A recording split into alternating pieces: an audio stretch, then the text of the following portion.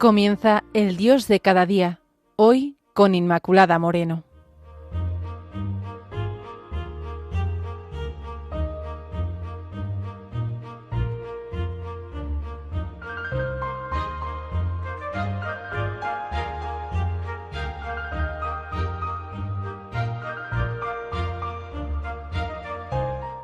Queridos amigos de Radio María, bienvenidos un día más a este espacio donde nos ponemos ante el Señor para que nos ilumine y nos bendiga. Hoy meditamos sobre el sentido de la Pascua con el fin de que nos ayude a vivir mejor el misterio central de nuestra fe. En hebreo, la palabra Pascua significa paso. Para el pueblo judío, la Pascua era una fiesta de pastores. Se mataba un cordero para pedir la fecundidad. Tenía también un carácter pastoril y ponía fin al tiempo del desierto, porque se comían los frutos de la tierra. Así nos lo narra el libro de Josué, Josué 5, del 10 al 11. Parece que ya existía esta fiesta en la época cananea y se celebraba el día 14 del primer mes del año. Después se empezó a celebrar la liberación del pueblo judío de la esclavitud de Egipto. En la Pascua los judíos celebraban y celebran en la actualidad el paso del Mar Rojo del pueblo hebreo hacia la liberación de la esclavitud. Esa experiencia, ese acontecimiento de liberación tan fuerte que había quedado en la memoria y en la experiencia del pueblo de Israel. En los libros del Éxodo, Números y Deuteronomio ya tenemos las primeras alusiones a esa fiesta. En la época del judaísmo rabínico se llegó a establecer normas muy precisas para la celebración de la Pascua en el Templo de Jerusalén y se enfatizaba el sentido del sacrificio. Era el cordero sacrificado, sonaba el shofar, los sacerdotes estaban de pie en dos filas, así nos lo dice la Misná. La primera parte del rito era la sangre del cordero.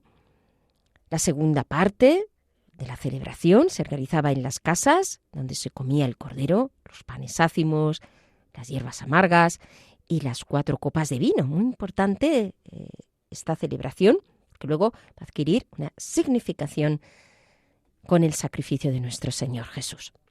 Los panes ácimos se hacían con harina y agua, indicando de esta manera la pobreza en la que vivieron en la época del desierto. Las hierbas amargas les recordaba ese sabor amargo de la esclavitud. Las 4 copas de vino tenían un significado específico.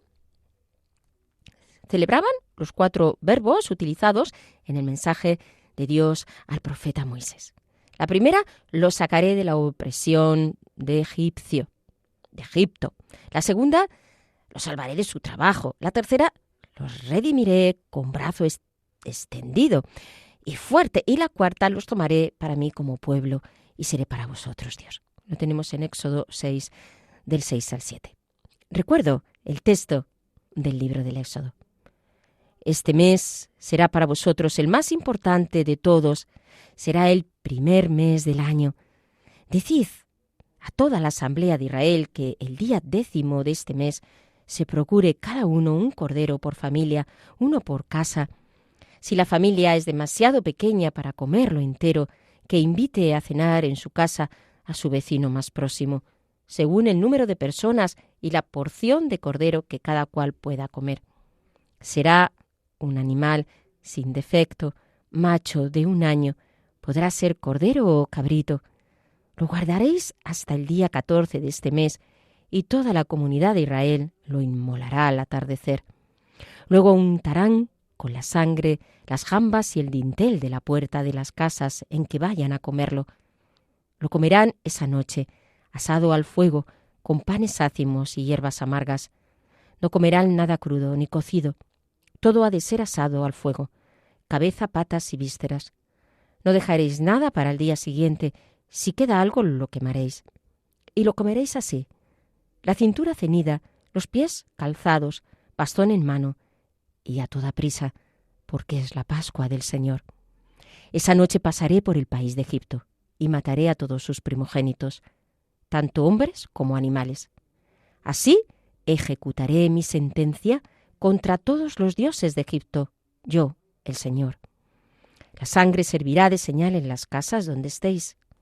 Al ver yo la sangre, pasaré de largo, y cuando yo castigue a Egipto, la plaga exterminadora no os alcanzará. Este día será memorable para vosotros, lo celebraréis como fiesta del Señor, institución perpetua por todas las generaciones. Este texto nos ilumina el significado y el sentido de la Pascua. Los primeros cristianos celebraban la Pascua a la par, a nivel cronológico, que la Pascua judía, hasta que en el Concilio de Nicea, en el 325 después de Cristo, separó la celebración de la Pascua judía de la cristiana y se fijó que ésta cayese siempre en domingo. Desde el 525, la Pascua cristiana se celebra el primer domingo tras el plenilunio acontecido el 21 de marzo o inmediatamente después de dicha fecha. Si esa luna llena cayese en domingo, la Pascua se trasladaría al domingo siguiente para que no coincida con la Pascua judía. Con el término Pascua se entiende, en este caso, la Pascua florida o Pascua de Resurrección. La Iglesia ortodoxa, al regirse por el calendario juliano, no coincide ordinariamente con la Iglesia católica porque calcula la fecha de la Pascua según el calendario gregoriano. Tengamos en cuenta que el calendario juliano es el que instauró en el 46 a.C. Julio César. Con el paso del tiempo, el calendario acumuló un error en relación con el calendario astronómico y por este motivo, en el año 1582, el Papa Gregorio XIII promulgó un cambio de calendario para corregir estos errores. Queridos amigos, más allá de todos estos datos que nos aporta la historia y la escritura, y tomándolos como base, nos centramos en el sentido más profundo de la Pascua cristiana. Y retomo los 4 elementos que forman parte, como hemos visto, de la celebración de la Pascua judía. Me refiero a las copas, las higueras amargas, los panes ácimos y el cordero. En relación a las copas, la primera copa significaba que Dios les había sacado de la opresión de Egipto. Como Dios Padre nos ha sacado en su Hijo Jesucristo y nos ha salvado de la opresión del pecado. La segunda, que Dios les había salvado, como Dios en su Hijo Jesucristo nos ha salvado de la muerte eterna. La tercera significaba que les había redimido, como Dios nos ha redimido tomando el pecado sobre sí, en su Hijo, haciéndose pecado, como nos dice San Pablo, perdonándonos, por tanto. Y por último, la cuarta copa significa que Dios nos ha tomado, es decir, nos ha elegido en nuestra debilidad para ser su pueblo. Según los expertos, en la última cena de Jesús hubo 3 copas.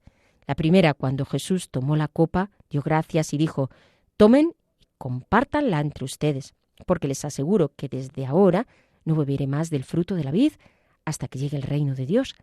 La segunda, cuando dice: esta copa es la nueva alianza sellada con mi sangre, que será derramada por vosotros. La tercera copa, de acuerdo con el evangelista Lucas, fue la que tomó luego, después de la comida. Después de la cena hizo lo mismo con la copa. Tenemos en Lucas 22:14. Viéndolo después, y desde el punto de vista judío, Jesús no tomó la cuarta copa. ¿Por qué? En el huerto de Getsemaní Jesús reza al Padre 3 veces, pidiéndole que lo libre del cáliz. Se refería a la cuarta copa, la que implicaba su muerte. Cuando Jesús dice: tengo sed, y le dieron de beber el vinagre, diciendo después: todo está consumado. Estas palabras, que interpreta Madre Teresa de Calcuta como un eco de nuestra alma en el corazón de Jesús, diciendo: Jesús, tengo sed de vosotros, tengo sed de entregarme por vosotros, tengo sed de amaros hasta el extremo, porque este amor por nosotros es infinito. Luego el Creador tiene sed de nuestro amor. Luego están las hierbas amargas, que nos recuerdan el sabor amargo del pecado. Cuando nos sumergimos en el pecado, queda en el alma ese vacío inmenso y esa angustia y esa amargura, ese hastío interior, cuando realmente escuchamos con autenticidad lo que hay dentro de nosotros. Los panes ácimos nos recuerdan a ese pan que venía del cielo, el maná, y por supuesto a la Eucaristía. Pero especialmente relevante es que nos fijemos en el Cordero. El Cordero de Pascua era el animal que Dios ordenó a los israelitas que usaran como sacrificio en Egipto la noche en la que Dios destruyó a los primogénitos de cada familia.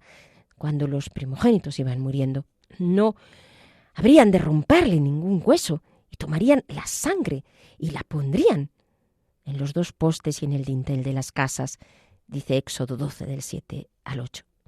Cristo es el Cordero. No le quebraron ningún hueso y por eso no le partieron las piernas como a los soldados que tenía a su derecha o a su izquierda, sino que le atravesaron con la lanza y al punto salió sangre y agua. La sangre de Cristo nos libera del pecado. El Cordero inocente, sin mancha, que se somete al sacrificio voluntariamente para hacer la voluntad del Padre, por amor a los hombres.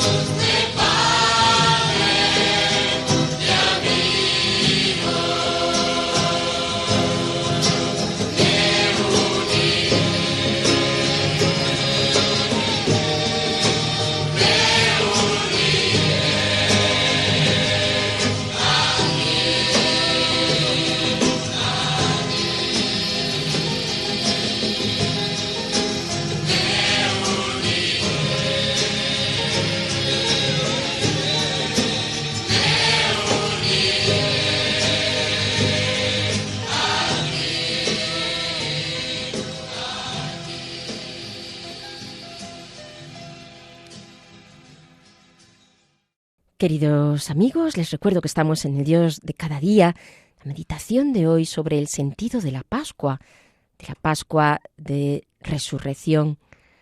Si nos damos cuenta, se hace un especial hincapié en la sangre, en el sentido de lo que es el sacrificio y cuánto derramamiento de sangre tuvo la forma de morir de Jesús. Podía haber también habido otras maneras horribles de morir o de entregarse, pero es muy simbólico este sentido de la sangre, que nuestro Señor eligiera la cruz y todo el suplicio, incluso antes de la cruz, como por ejemplo en la flagelación, que ya supuso todo este derramamiento de sangre. ¿Por qué? ¿Qué significaba este abundante derramamiento de la sangre? La sangre del Cordero, además, que estaba enfatizada en el libro del Éxodo, que se ofrece mansamente, la sangre del sacrificio, la sangre liberadora, la sangre con la que Dios sella esta alianza. Porque todo esto, ¿de qué va? Pues va de amor infinito, de amor de alianza. Alianza nueva y eterna. Porque os amo. Alianza para siempre. Y Dios nos dice de esta manera que nos ama, que es el Dios fiel que cumple su alianza, vaciándose totalmente. Porque esto significa este tipo de muerte, vaciarse totalmente. Se vacía de la vida, de su sangre. Y es el Cristo vaciado por ti y por mí el quien nos demuestra su amor hasta el extremo y nos dice que Él sigue siendo fiel. Porque nos quiere.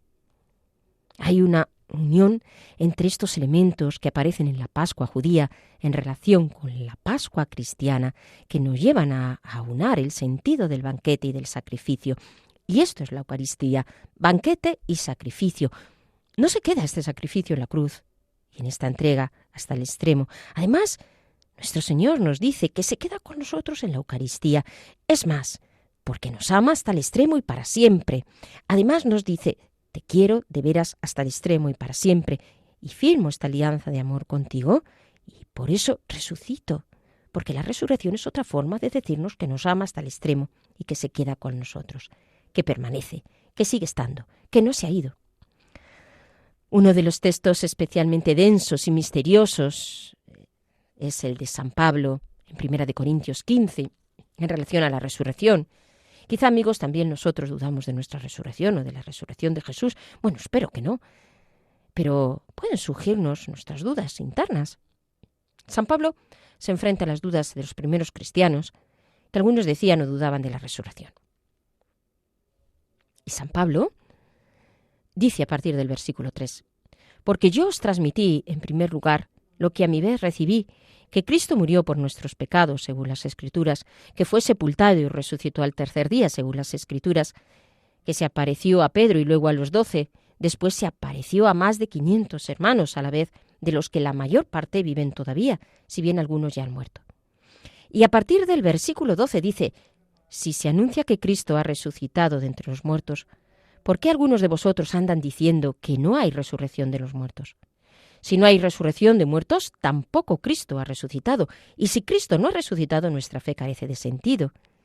Y en el versículo 19 dice, si nuestra esperanza en Cristo no va más allá de esta vida, somos los más miserables de todos los hombres.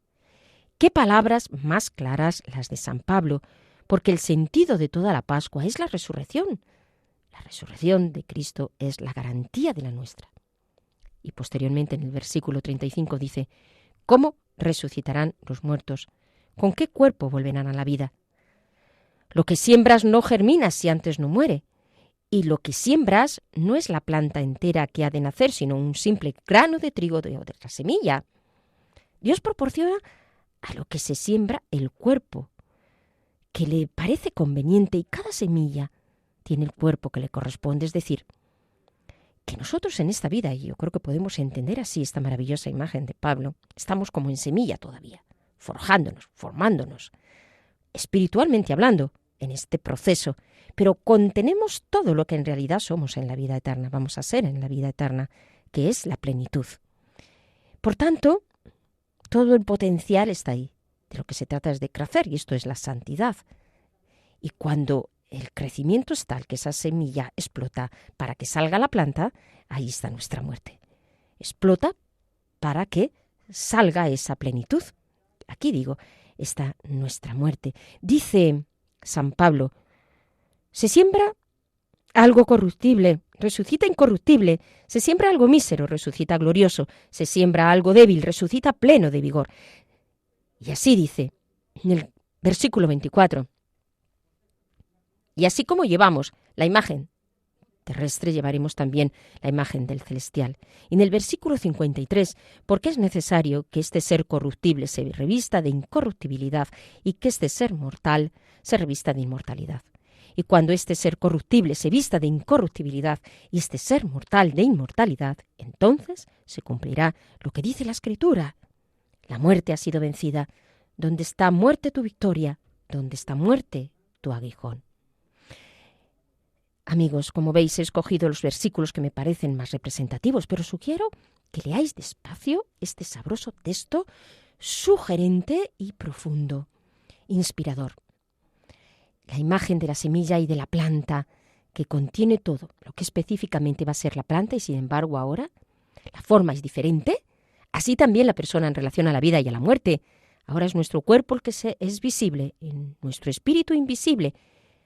Habita en nuestro cuerpo, sin embargo, el espíritu invisible, formando una unidad, que es la persona. Como la semilla en esta vida, estamos en forma de semilla, pero la eternidad implicará el desarrollo pleno de lo que somos.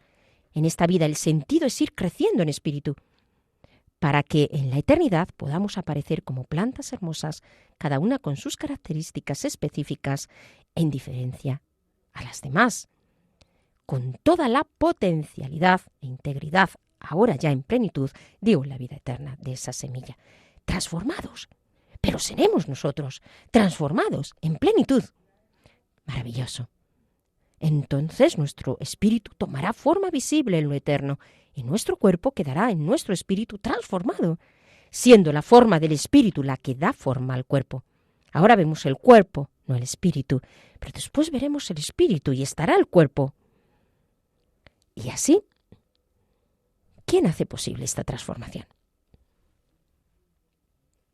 El Espíritu Santo, que va trabajando en nuestro espíritu, es decir, el fondo del alma, y con nuestra colaboración realiza esta tarea de la santificación. Por eso, creemos en la resurrección. Podemos dar muchos argumentos y nos ayudan, porque los hay, porque los tenemos, amigos. Pero este puede ser especialmente sugerente, porque ya estamos resucitados, en el sentido de que desde el momento de nuestro bautismo, a través de lo que significan los momentos de conversión, estamos cada vez en nuestro espíritu siendo transformados en una transformación que llegará a la plenitud en la muerte. Por esto, los santos muchas veces desean ya morir, porque esta semilla se ha roto y ya desean ser en plenitud, esa planta maravillosa y preciosa. Poco a poco, en esta vida, nuestro cuerpo se va deteriorando, pero nuestro espíritu está llamado a crecer, hasta que la semilla germine y necesite lo eterno para ser en plenitud. Y esto es la muerte, el paso que nos lleva a la plenitud. Contemplemos el cuerpo de Cristo, su cuerpo entregado, su cuerpo transfigurado, de esa forma, porque en esa alianza de amor exhala su espíritu desde su precioso cuerpo muerto en la cruz. Se ha interpretado por parte de los santos padres la sangre de la Eucaristía y el agua del Espíritu, aquellas que brotan del costado del Señor, signos del amor, que en el momento de morir nos deja su cuerpo y su sangre y nos deja su espíritu. Pongámonos, como el centurión, debajo de la cruz, para ser regados por su sangre y por su agua, para que podamos crecer y fecundar, hasta poder abrazar su cuerpo resucitado en la vida eterna. Es la alianza de todo un Dios contigo, diciéndote te amo y te soy fiel para siempre. Nos lo ha demostrado con su muerte y nos lo ha demostrado con su resurrección. Por tanto, no podemos dudar de quien siempre ha sido fiel a la alianza que has sellado con cada uno de nosotros. Queridos amigos de Radio María, terminamos así el programa de hoy, deseándoles un feliz día y recordándoles que pueden establecer contacto con nosotros a través del correo eldiosdecadadía36@radiomaria.es, eldiosdecadadía36@radiomaria.es. Pueden escuchar el programa a través de la web de Radio María. Gracias. Hasta el próximo encuentro.